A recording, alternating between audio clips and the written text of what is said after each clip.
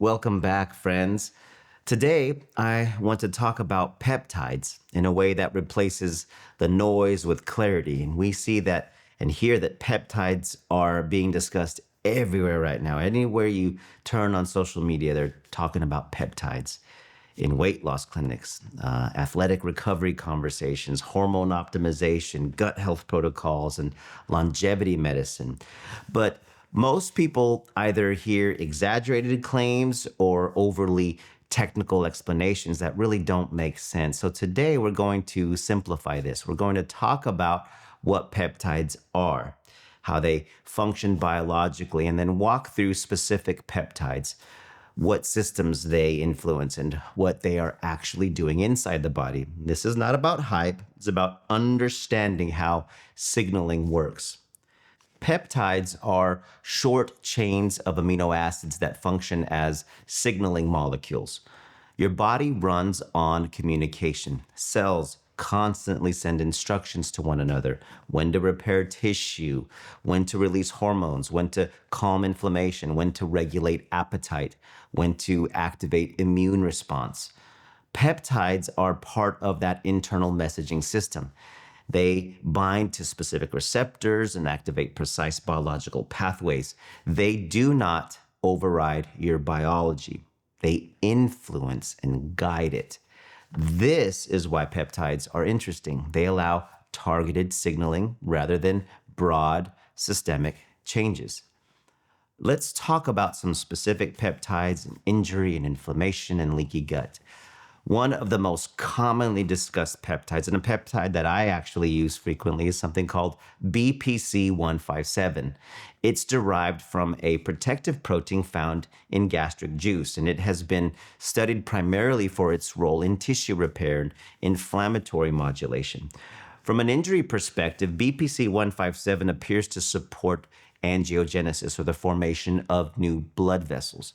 And blood supply is essential for delivering oxygen and nutrients to damaged tissue. Improved vascular signaling then supports healing in tendons and ligaments and muscle, but it also appears to influence collagen organization and cellular repair signaling. This is why it's often discussed in the context of tendon injuries and musculoskeletal recovery. Now, regarding inflammation, BPC 157 appears to modulate certain inflammatory cytokines. It does not suppress inflammation entirely, but instead it actually helps to regulate the inflammatory response so that healing can proceed way more efficiently. And so when it comes to things like leaky gut, what we're actually describing is increased intestinal permeability, right? The lining of the intestine is meant to act as a barrier. And so when that barrier becomes compromised, inflammatory molecules of undigested particles can enter the circulation and trigger immune activation. So BPC 157 really appears to support epithelial repair and enhance this signaling involved in maintaining gut barrier integrity. In simple terms, this means that it helps the gut lining to repair itself more effectively. It's not a miracle cure for gut dysfunction, but mechanistically, it really has its influence on vascular signaling and tissue repair pathways. And that explains why it's studied in this context. Let's talk about KPV. KPV is a small fragment that's derived from alpha MSH, a naturally occurring anti-inflammatory peptide. KPV appears to reduce pro-inflammatory cytokine activity, particularly in tissues where inflammation has become dysregulated. And it's been explored in inflammatory bowel conditions and even skin inflammation because of its ability to modulate immune signaling locally rather than suppressing the entire immune system broadly. And so the key distinction here is modulation versus suppression. KPV aims to calm inflammatory signaling without shutting down necessary immune function. Let's talk about TB500. TB500 is derived from thymosin beta 4, and it's associated with cellular movement and structural repair. When tissue is injured, cells must migrate to the damaged area in order to initiate repair. And so, what TP500 does is it influences actin regulation, which is critical for cell movement and structural organization. This peptide is often discussed alongside BPC 157 because together they may support coordinated repair signaling, improved blood flow support combined with enhanced cellular migration. And again, these peptides assist the body's existing repair systems. They do not force unnatural growth. One of my other favorite peptides to talk about is GHK copper or GHKCU. This is the regenerative or glow peptide. GH copper is a naturally occurring copper binding peptide. It's found in plasma, and it influences collagen production, extracellular matrix remodeling, and wound healing pathways. In dermatology, this basically translates to improved skin elasticity repair. And beyond the aesthetics, GHK copper has been studied for its influence on gene expression related to tissue regeneration and anti-inflammatory signaling. It appears to shift the cellular environment toward repair rather than degradation. Another favorite and very popular peptide is NAD. This has to do with cellular energy and mitochondrial support. So, NAD is often discussed in peptide and longevity conversations. Although technically it's a coenzyme rather than a peptide, NAD plays a central role in mitochondrial energy production. And every cell relies on NAD to generate ATP, right? And ATP is what fuels biological processes. As NAD levels decline with age, we see that the mitochondrial efficiency also decreases. So, supporting NAD pathways actually may enhance cellular energy metabolism and resilience to stress. And this is less about signaling and more about restoring energy capacity at the cellular level. And I've noticed that when I've taken NAD, it does help to improve my energy levels. Let's pivot and talk about another very popular peptide, and this one is called kisspeptin. Kisspeptin plays a critical role in reproductive hormone regulation. It actually stimulates the hypothalamus to release GnRH, and GnRH then triggers the release of LH and FSH, which are released from the pituitary gland. Now, this cascade of release of hormones influences then testosterone and estrogen production.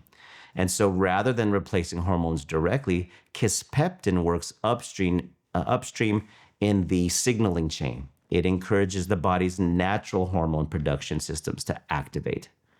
And some of the more common peptides now we're going to talk about that you've heard a ton about are peptides like semaglutide and tirzepatide. Semaglutide and tirzepatide are peptide-based therapies that act on gut-brain metabolic signaling pathways. And semaglutide mimics GLP-1. It's a hormone released after eating that promotes satiety and enhances insulin release. It slows gastric emptying, it slows gastric emptying and reduces appetite signaling in the brain, and it improves glucose regulation. Tirzepatide acts on both GLP-1 and GIP receptors, influencing multiple metabolic pathways. And so these medications demonstrate how targeted peptide signaling can significantly impact weight and metabolic health. And we see obviously their primary uses in treating diabetes. Let's talk now about enclomiphene. Enclomiphene is not a peptide, okay, but I wanted to talk about it here because it's often discussed alongside peptide therapies. What it does is that it blocks estrogen receptors in the hypothalamus, a part of the brain that increases GnRH signaling and ultimately stimulates natural testosterone production. And so rather than introducing external testosterone, it actually encourages the body to produce its own. This again highlights the theme of upstream signaling versus replacement. So let's bring this all together. Across all of these examples, injury recovery, inflammation modulation, gut repair, hormone regulation, metabolism. The common thread is signaling. Peptides guide biological communication. They amplify or refine pathways that already exist. They're not substitutes for foundational health practices, right? But sleep and nutrition and metabolic stability, resistance training, stress regulation, all of those things create the environment where signaling therapies function best. So peptides, I don't like to consider them shortcuts. They're not shortcuts. They're tools. And some are supported by very strong clinical data, and others are still emerging and require further research. The key is understanding what they are doing inside the body, how they are influencing signaling pathways, and approaching them with wisdom rather than exaggeration. And it's important that if you are going to pursue peptide therapy, that you get with a provider that really has a solid understanding in peptides and peptide therapy. If this conversation helped to clarify what peptides actually do, share it with someone who may be hearing about them but searching for clear, grounded information. Because when you understand how the body communicates, you can actually make better decisions about how to support it. Thanks for joining us again on Your Health Your Way. We'll see you next time.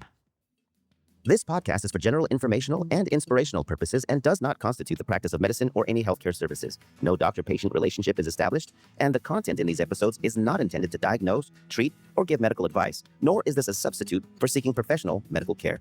The use of the information discussed is at the user's own risk.